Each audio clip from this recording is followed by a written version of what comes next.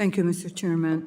Chair Gensler, as you know, Section 956 of the Dodd Frank Act tasked you and 5 other agencies with promulgating a rule to ban executive pay that incentivizes inappropriate risk-taking at financial institutions.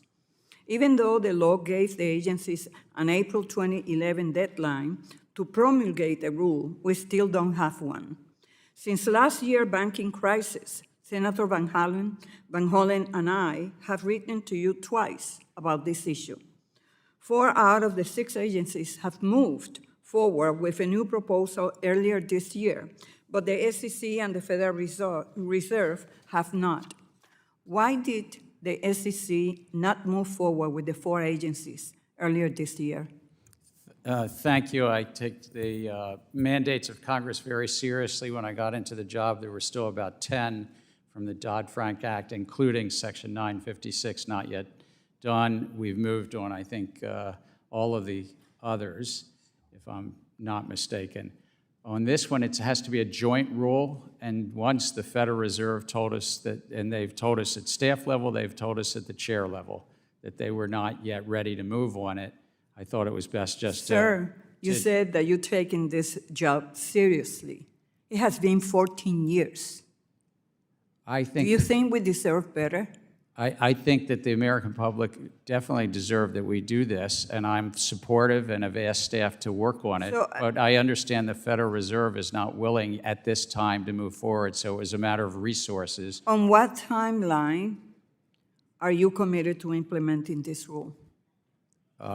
Jointly, as Congress has said, with 5 other agencies, when we will not slow the Federal Reserve down. We will be ready whenever they're ready. What progress, if any, has the SEC made this year to propose a rule?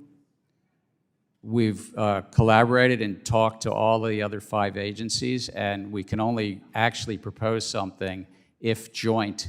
And so we need the Federal Reserve. If they're ready, we'll be ready. Commissioner Lizárraga, do you think it's time for this rule to be promulgated? Yes, Congresswoman. I recently gave a speech outlining my views about the importance of advancing this important Dodd-Frank priority. It has been a long time. And why do you think the SEC and the Fed are stalling on this issue? The reality of joint rulemaking, I think, is part of it. It is complicated, and the other component to this... We all know that it's complicated, but it has been 14 years. I hear you, and the one thing I was going to add, though, is that the other agencies, unlike us, don't have to conduct economic analysis like we do, so that also adds another layer.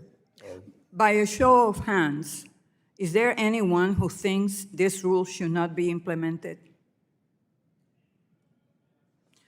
Well, I will remind everyone that Dodd Frank does not instruct the SEC or the other agencies to study the rule or inform Congress about whether they think the rule is a good idea. The law requires the covered agencies, including the SEC, to implement the rule regardless of whether or not they think it's necessary. And it's been 14 years. So I find it hard to believe that the rule is so overly complicated or needs so much analysis that it will take 14 years. As I have said before, I will continue to bring this rulemaking up at every opportunity until the rule is finalized. Chair Gensler, we continue to hear about the benefits of tokenization and have seen large asset managers like Franklin Templeton use blockchain to digitize their assets. The SEC has approved several of these products. Do you see any evidence that the savings realized by the asset issuers is being passed on to the consumer?